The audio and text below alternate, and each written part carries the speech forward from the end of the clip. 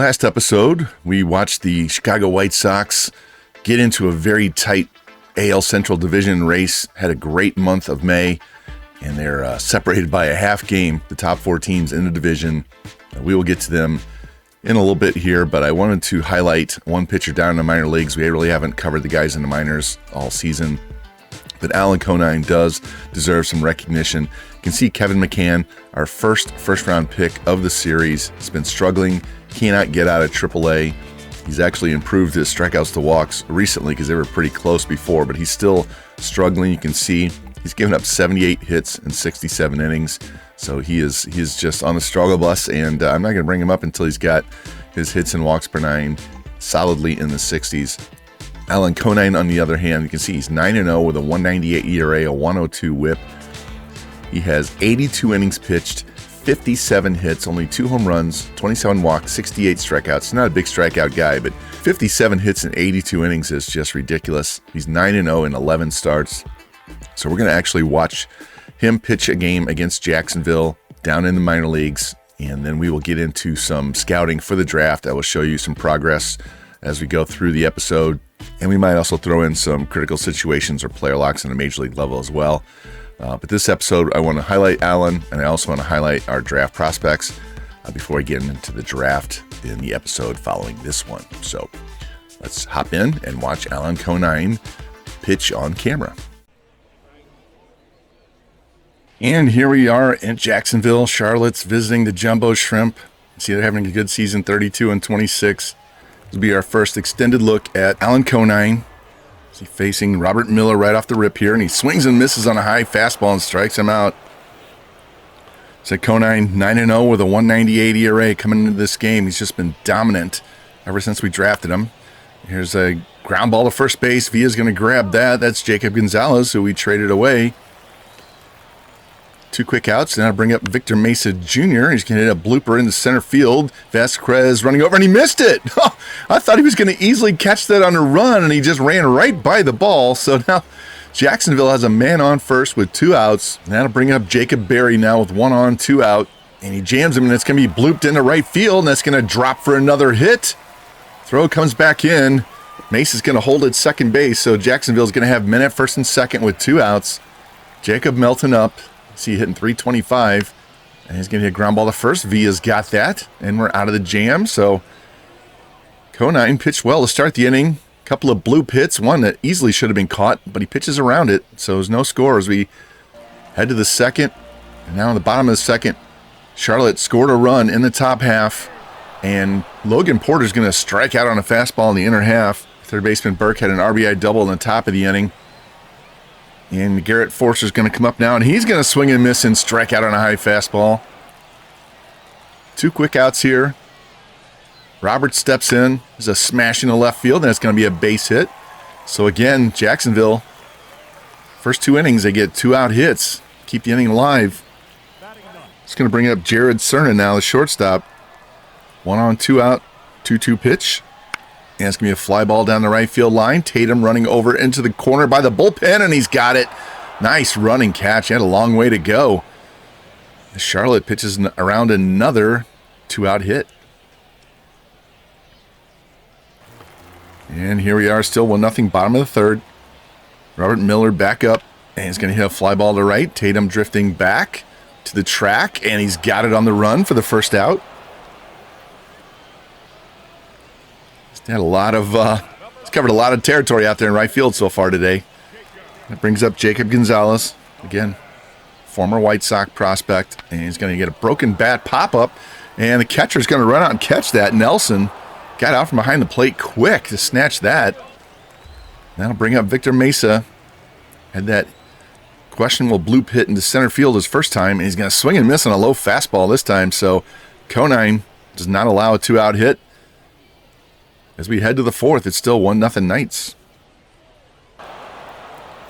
And now you see it's 2-0 as Gabriel Rincones Jr. hit a solo homer to give the Knights a 2-0 lead.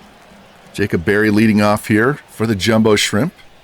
And he's going to swing and miss on a slider. That was a back foot slider if I ever saw one. Hard to hit that pitch. Conine with another strikeout. That's his 5th. It brings up Jacob Melton. 3-2 pitch from Conine is off the plate and low, so they will get a man on first here with one down.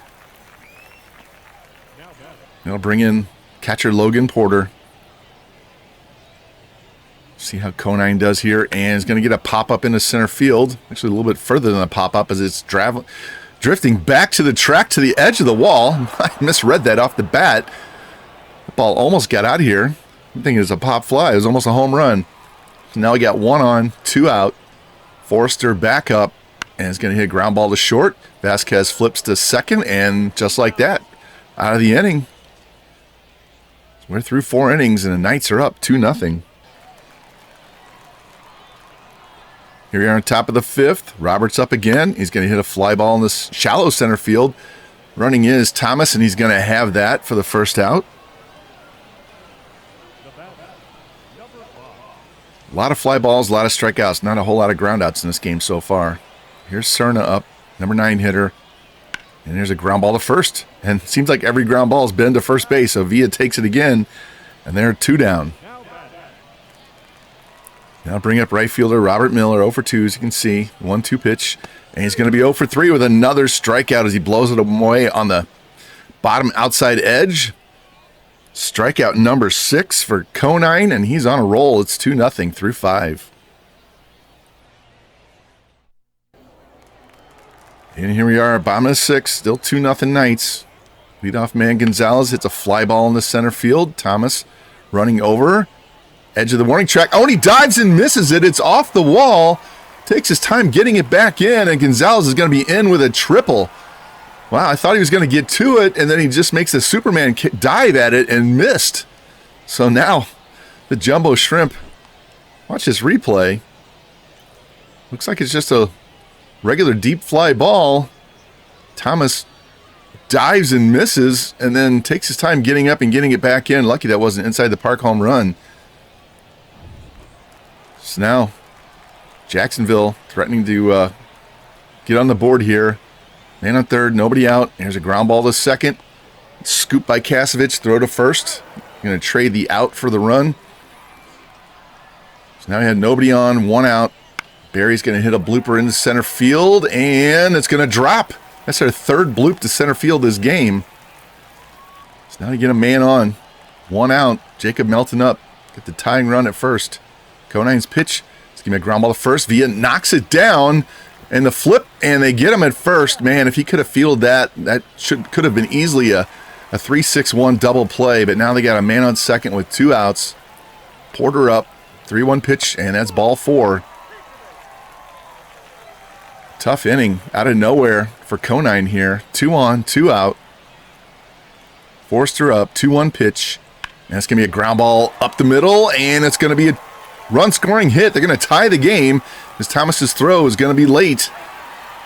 And Jacksonville, seemingly out of nowhere, just nickel and diming him, and that's going to be it for Conine. They're going to take him out. I might have taken him out 1 batter before then.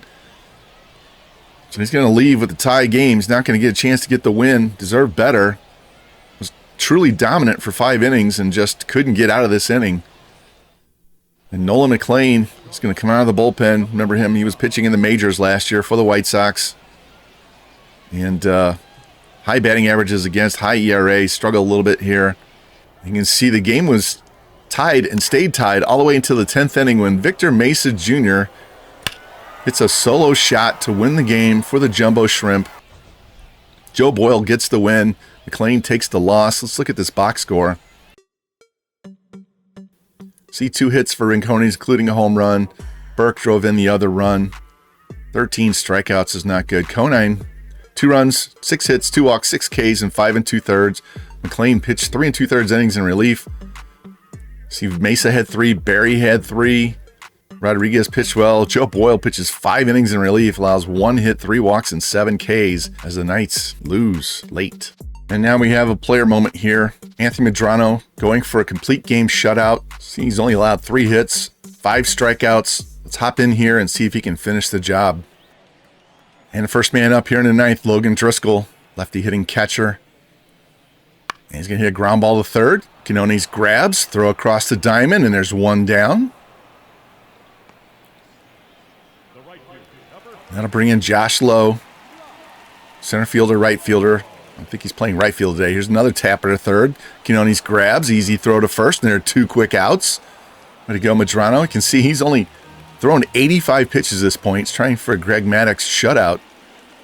1-2 pitch to Palacios. It's going to be a fly ball in the left field, and Roach is going to drift over, and he's got it. So Medrano throws less than 90 pitches to get the complete game 3-hit shutout.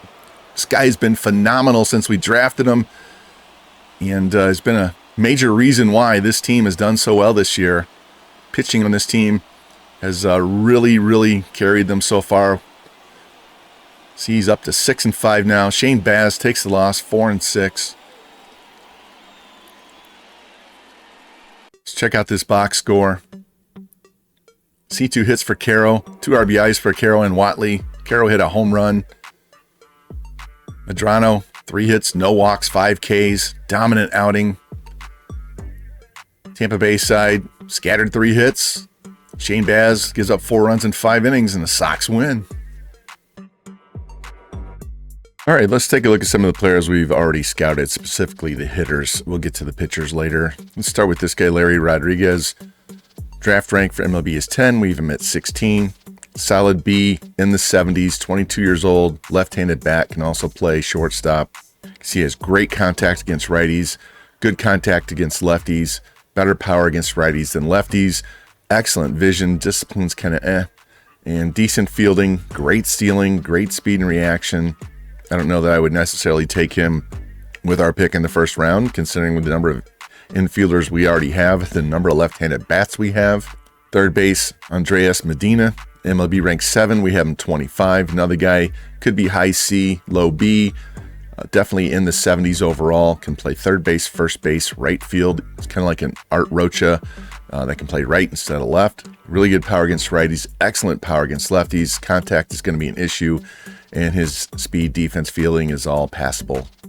Left field, we have this non-rated discovery player, Benji Quinn. We have him at 34 on our list. Another guy could be high C, low B, somewhere in the 60s, 18 years old, can play all 3 outfield spots. He's going to be a better contact guy against lefties. Really good vision, though. Great stealing and speed. Defense is going to be a little bit suspect, but at least we found another hitter that we could possibly throw into our minor leagues. We also have this Jung-Woo Ryu that we have not scouted up. I will finish him up as soon as I get done with the left fielder I'm scouting right now.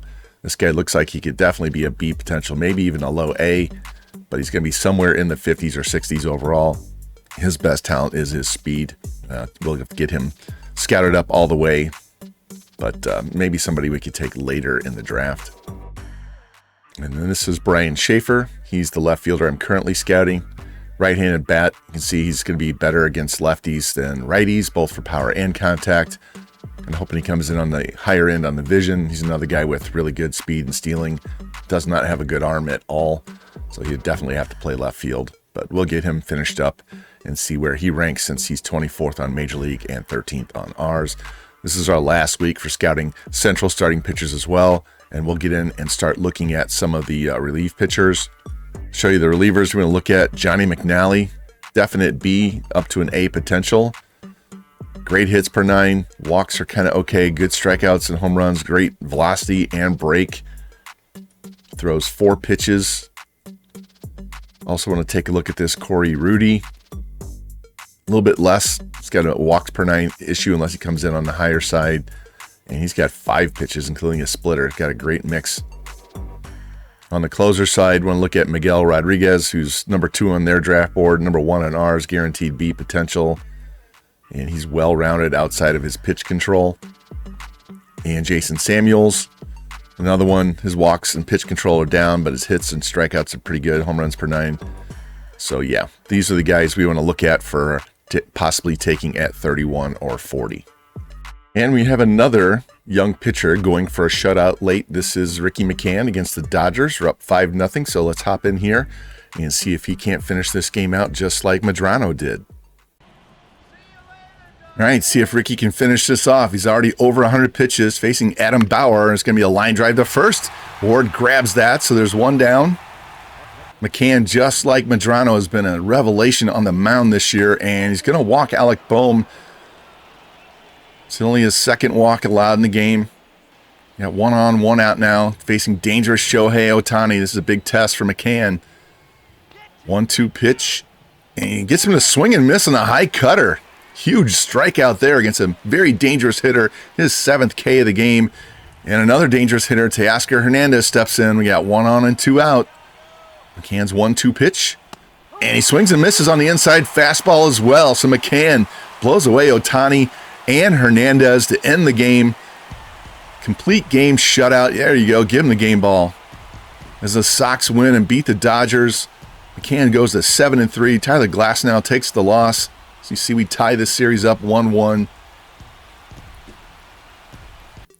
Let's take a look at this box score. Ricky McCann pitching way better than his brother. He scattered 5 hits. Glasnow didn't pitch bad. Bullpen did. Colson Montgomery 2 for 4 with 5 RBIs, drove in all 5 runs with a home run. Ricky McCann, 5 hits, 2 walks, 8 Ks, no runs allowed. Stellar performance by Ricky McCann. Following the McCann shutout, we had an injury down at AA. Roosevelt Chipper, second baseman, we found as a undrafted free agent. He's been doing pretty good, actually, and he broke his leg. He's going to be out 1 to 2 months, so we have to put him on the DL and find a replacement for him for down in AA. And you can see a lot of cold hitters on our team right now, and we're going to have to make a change here. Sam Zavala is just wasting away on the bench. I want to send him down to the minor leagues.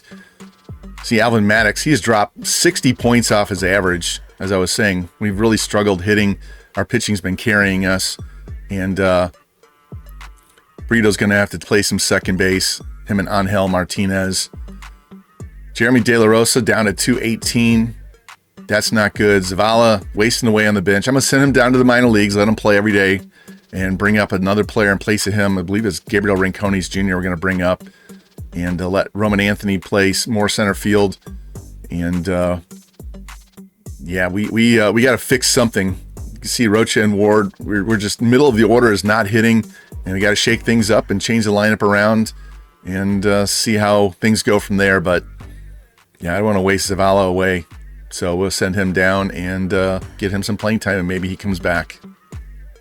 And we have another situation here. Bases loaded in the 8th inning. White Sox are up by 1. Austin Davis on the mound trying to pitch out of this jam. Facing Stone Garrett. 2-2 pitch is going to be a fly ball into left field.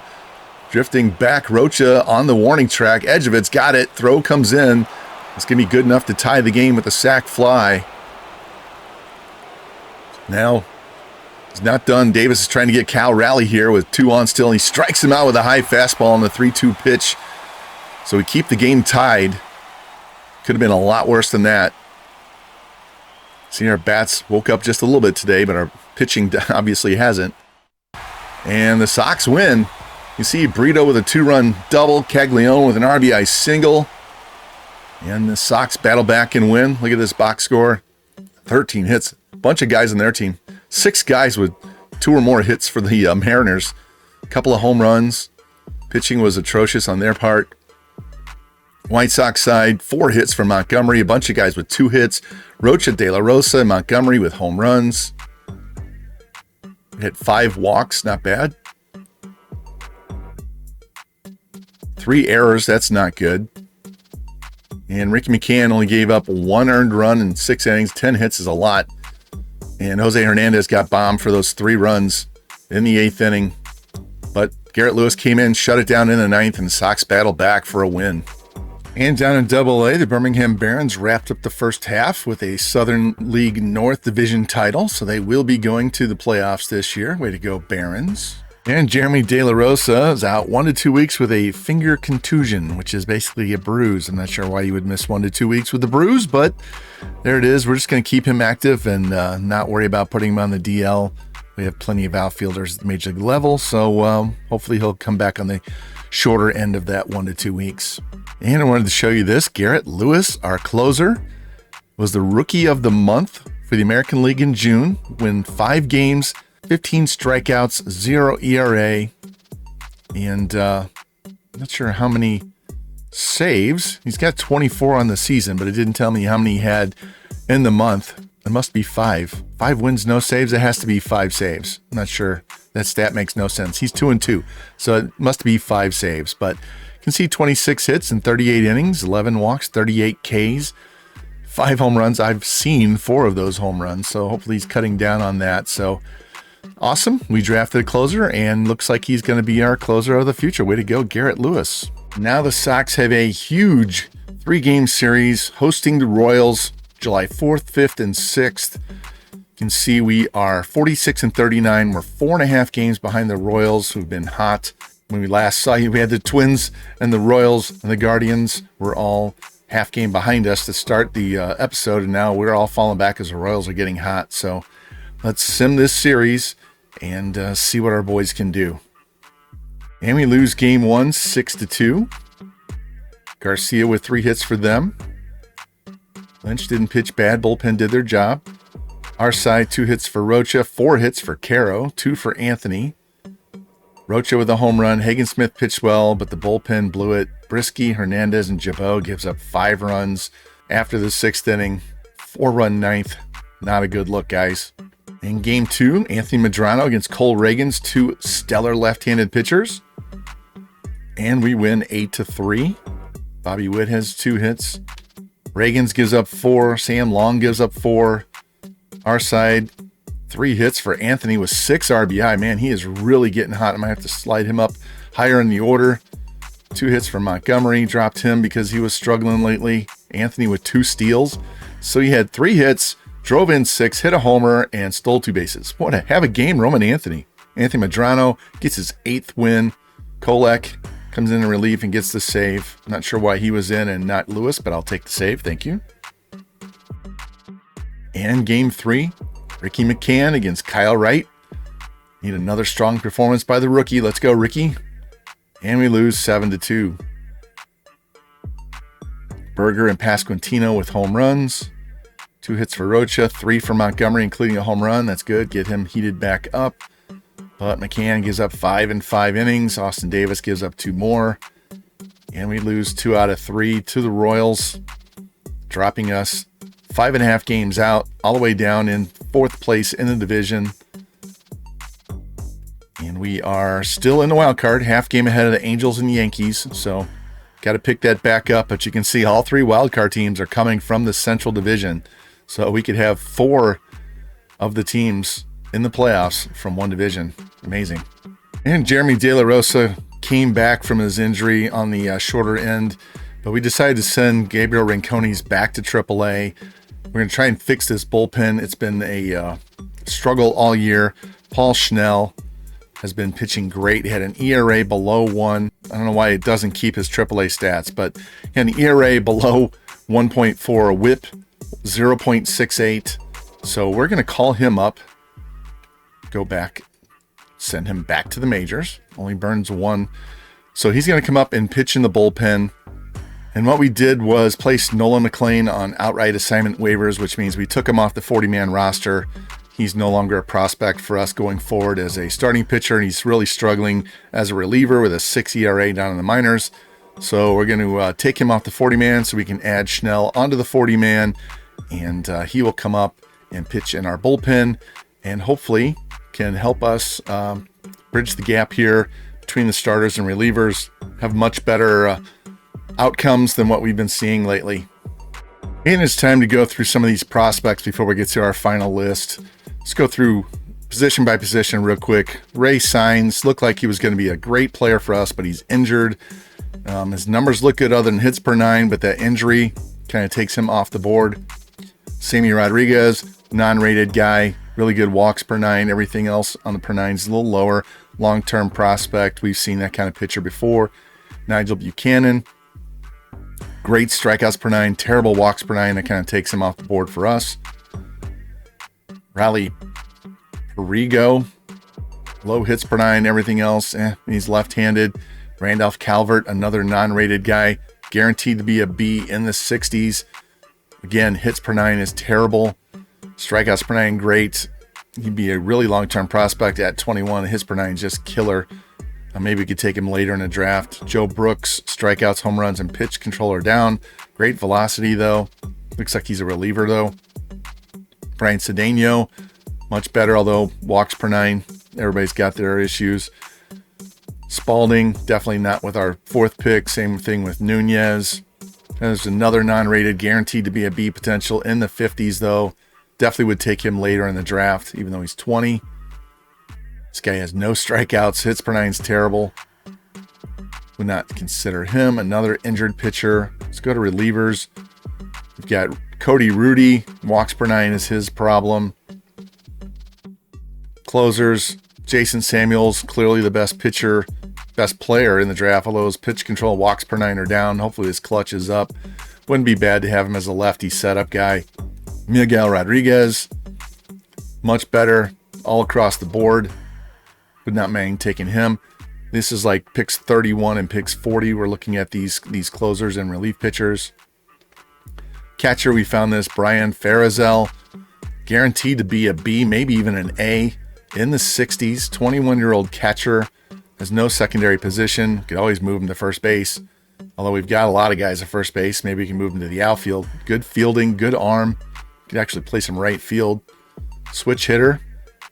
He's definitely a possibility at 4. There's no other catchers. First base, I don't have anybody. Second base, we already went over Larry Rodriguez.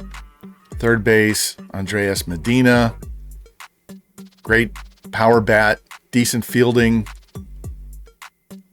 No shortstops. Left field, we got Brian Schaefer. Good average bat all the way across the board, very consistent. Just can't field. He has good speed and good bat, so not bad. Another non-rated, Benji Quinn.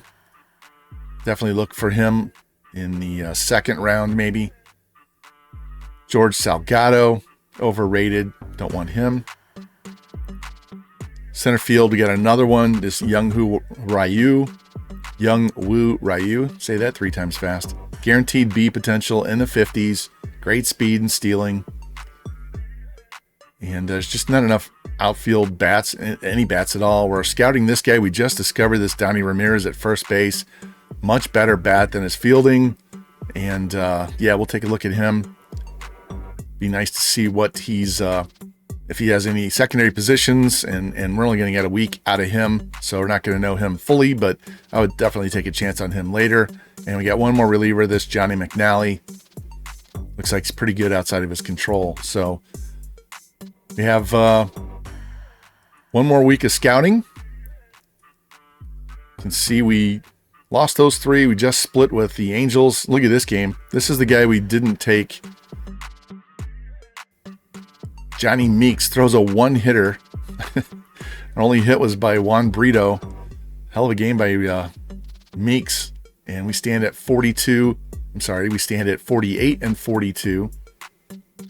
We are 5.5 games out as the Royals are starting to pull away in the division. Again, we are still in the wild card race as we drop a half game behind the Yankees. So we are solidly in the playoff hunt as we close in on the draft and the All-Star break.